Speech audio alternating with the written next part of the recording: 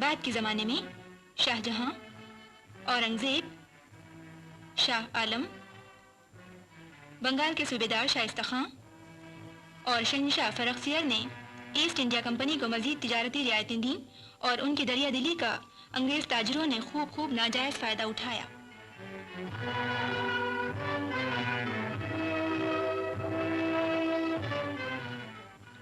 London سے تجارتی جہازوں کی آمد و رفت روز بروز بڑھنے لگی اور بمبئی، مدراس اور کلکتہ کمپنی کے بڑے تجارتی مرکز بن گئے۔ تجارتی کوٹھیوں کے بہانے مدراس میں فورٹ سینٹ جارج اور کلکتے میں فورٹ ولیم کے قلعے تعمیر ہو گئے۔ کمپنی کے ڈائریکٹروں کے دانت شروع ہی سے بر صغیر کی حکومت پر لگے ہوئے تھے۔ ڈھاکے کا یہ علاقہ انگریزوں کی سرگرمیوں کا مرکز ہے۔ 18ویں صدی شروع ہو گئی ہے۔ مغل حکومت کمزور ہو چکی ہے اور بر صغیر کئی آزاد ریاستوں میں بٹا ہوا ہے۔ ایسٹ انڈیا کمپنی نے اپنی تجارتی کوٹھیوں کی حفاظت کے بہانے سپاہیوں کی چھوٹی چھوٹی پلٹنوں کی تنظیم شروع کر دی ہے۔ یہ بظاہر بے ضرر سپاہی آنے والی فوجی طاقت و تاراج کا پیش خیمہ ہیں۔ امراء کی سازشیں اور رقابتیں انگریزوں کو بر صغیر کی سیاست میں دخیل ہونے کا موقع فراہم کرتی ہیں۔ اس دوڑ میں فرانسیسی بھی ان کے مقابلے پر موجود ہیں۔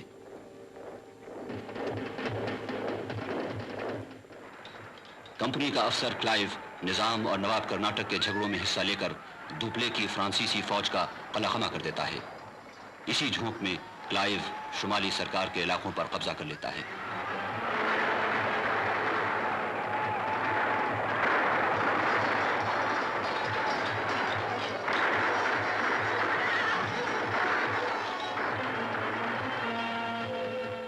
اور تاجروں نے اب کھل کر حملہ کا روپ اختیار کر لیا ہے۔ بنگال کے نواب سراج الدولہ کو انگریزوں کے خطرناک ارادوں کا اندازہ ہو گیا ہے۔ وطن کی محبت اس میں کوٹ کوٹ کر بھری ہوئی ہے اور وہ بزور شمشیر اس خطرے کو وطن کی سرحدوں سے دور کرنے کا آرزومند ہے، مگر اس کا وزیر میر جعفر وطن سے غداری کرتا ہے۔ کلائیو میر جعفر کو بنگال کے تخت کا لالچ دے کر اپنے ساتھ ملا لیتا ہے۔ انگریزوں اور سراج الدولہ کی پلاسی کے میدان میں گھمسان کی جنگ ہوتی ہے۔ سراج الدولہ بے جگری سے لڑتا ہے مگر میر جعفر کی غداری کے باعث شکتا ہے۔ ہندوستان کی جنگ آزادی کا یہ پہلا ہیرو ہے جو اپنی ہی کی سازشوں کا نشانہ بنتا ہے۔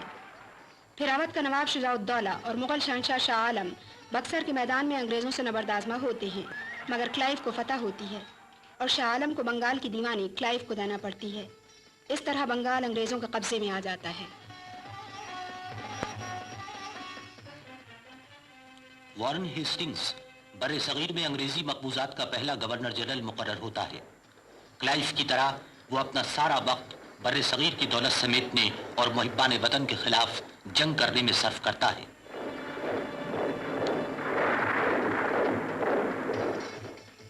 جنوب میں میسور کا حکمران حیدر علی بر صغیر کی آزادی کا پرچم بلند کیے ہوئے ہے۔ اس کی ساری عمر انگریزوں اور مرہٹوں کے خلاف جنگ کرنے میں گزرتی ہے۔ اگر اس وقت بر صغیر کے حکمرانوں میں اتحاد ہوتا تو آج تاریخ کا نقشہ ہی کچھ اور۔ جنگ آزادی کا ایک اور ہیرو روہیل کھنڈ کا حکمران حافظ رحمت خان بھی اپنوں ہی کے ریشہ دوانیوں کے باعث میدان جنگ میں شہید ہوا۔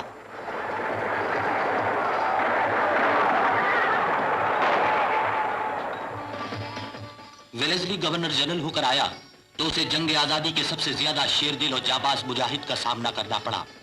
حیدر علی کا بیٹا ٹیپو سلطان غیر معمولی صلاحیتوں کا حکمران تھا۔ اس سے بڑا وطن کا پرستار 18ویں صدی میں بر صغیر نے کوئی اور نہیں دیکھا۔ حب وطن کی آگ اور آزادی کی تڑپ نے اسے مسلسل انگریزوں سے برسر پیکار رکھا۔ اگر تنہا انگریزوں سے اسے لڑنا پڑتا تو وہ یقیناً فتح یاب ہوتا اور بر صغیر غلام نہ ہو پاتا، لیکن مرہٹے درد سر بنے رہے اور نظام نے انگریزوں کا ساتھ دیا۔ ٹیپو نے عرب، افغانستان اور ترکی کی مسلم حکومتوں سے مدد مانگی، نیپولین سے روابط قائم کیے، مرہٹوں اور نظام کو وطن کی آزادی کا واسطہ دیا، مگر تنے تنہا انگریزوں سے لڑنا اس کا مقدر تھا۔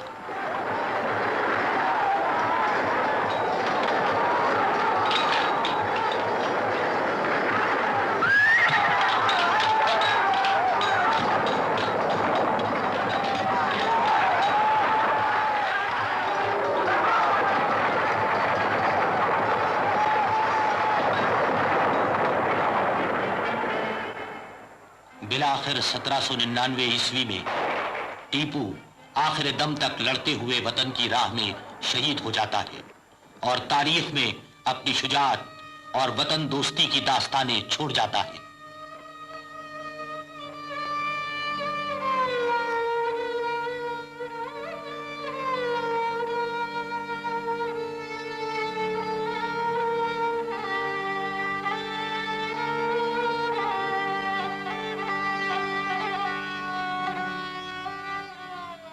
अब जनूबी हिंदुस्तान पर भी अमलन अंग्रेज मुसल्लत हो गए हैं। शुमाल में वाकयात तेजी से पलटा खाते हैं। शाह आलम नाम का शहंशाह है और अब मुगलों के सिक्के तक ईस्ट इंडिया कंपनी जारी करने लगी है। शुमाल मगरिब में रंजीत सिंह की हुकूमत कायम हो चुकी है और अगरचे रंजीत सिंह ऐसा बुरा आदमी नहीं है, मगर उसके सिख सरदारों ने अंधेर गर्दी मचा रखी है। मुसलमान कत्ल और गारतगरी का निशाना बनते हैं और बाज़ इलाकों में उन्हें अज़ा देने की भी इजाज़त नहीं है। सैयद अहमद बरेलवी जिहाद का परचम बुलंद करते हैं और मुजाहिदीन की तहरीक जोर पकड़ने लगती है, मगर रंजीत सिंह की फौजें मुनज़्ज़म और तरबियत याफ्ता हैं। सन 1821 में सैयद अहमद बरेलवी और शाह इस्माइल अपने साथियों के साथ लड़ते हुए बालाकोट में शहीद हो जाते हैं। उधर बंगाल में सैयद अहमद के शागिर्द टीटू मीर अंग्रेजों के खिलाफ अलम जिहाद बुलंद किए हुए हैं और अपने उस्ताद की तरह जामे शहादत नोश करते हैं। हाजी शरीयतुल्लाह की मजहबी इस्लाह की तहरीक ने भी बंगाली मुसलमानों की बेदारी में नुमाया हिस्सा लिया है। सिंध के मीरों ने अंग्रेजों को जंग का कोई मौका नहीं दिया, मगर वो तो सारे बर्रे सगीर पर कब्जा करने के लिए तुले बैठे हैं। बगैर किसी हीले बहाने के वो सिंध पर हमलावर होते हैं। फैसला कुन लड़ाई म्यानी में सन 1843 में होती है और सर चार्ल्स नेपियर की फतेह होती है। सिंध पर भी अंग्रेजों का कब्जा हो जाता है। उसकी हुकूमत के भी आखिरी दिन आ गए हैं। अंग्रेजों से उनकी कई लड़ाइयां होती हैं और आखिरकार सन 1849 में सिख हथियार डाल देते हैं और यकायक दबे हुए जज्बात भड़क उठते हैं। 10 मई 1857 को मेरठ में कंपनी की फौज मुसलमान और हिंदू सिपाही अलम बगावत बुलंद कर देते हैं। अपने अंग्रेज अफसरों को खत्म करके ये दिल्ली का रुख करते हैं और शहर पर कब्जा करके बूढ़े बहादुर शाह जफर को बाइख्तियार शहंशाह बनाने का ऐलान करते हैं। ये वो तार हैं जो दिल्ली की मैसूर अंग्रेज फौज के कमांडर ने शहर की सूरत हाल के बारे में दूसरे फौजी कैंपों को भेजे। देखते ही देखते ये बगावत सारे बर्रे सगीर की जंग आज़ादी में तब्दील हो जाती है। मुहिब्बान वतन सर से कफन बांध कर निकल आई हैं। आज़ादी की इस जंग के रहनुमाओं में मर्द भी है और औरतें भी। अगर एक तरफ झांसी की रानी आखिर दम तक दादे शुजात देती रही, तो दूसरी जानिब तांतिया टोपी और बहुत से दूसरे रहनुमा अंग्रेजों के लिए मुसीबत बन गए। बेगम हजरत महल ने अवध में जमकर उनका मुकाबला किया। इस जंग आज़ादी में मुगल शहंशाह बहादुर शाह यकायक बर्रे सगीर के इत्तेहाद की अलामत बन गया। लेकिन जंग का पासा पलट जाता है। एक तो मुहिब्बे वतन रहनुमाओं में कोई राब्ता कायम नहीं हो सका, दूसरे गद्दारों की भी कमी नहीं। मुख्तलिफ महाजों पर अंग्रेज जीतने लगते हैं और कत्ल गारतगरी और लूट मार का बाजार गर्म हो जाता है।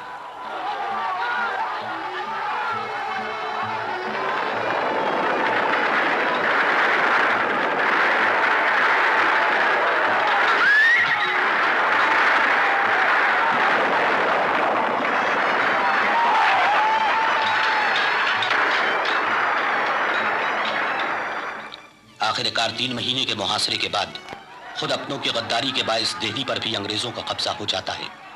बहादुर शाह के 9 बेटे बेदर्दी से मारे जाते हैं। अंग्रेज अपने जुल्म और दरिंदगी का बदतरीन मुजाहिरा करते हैं।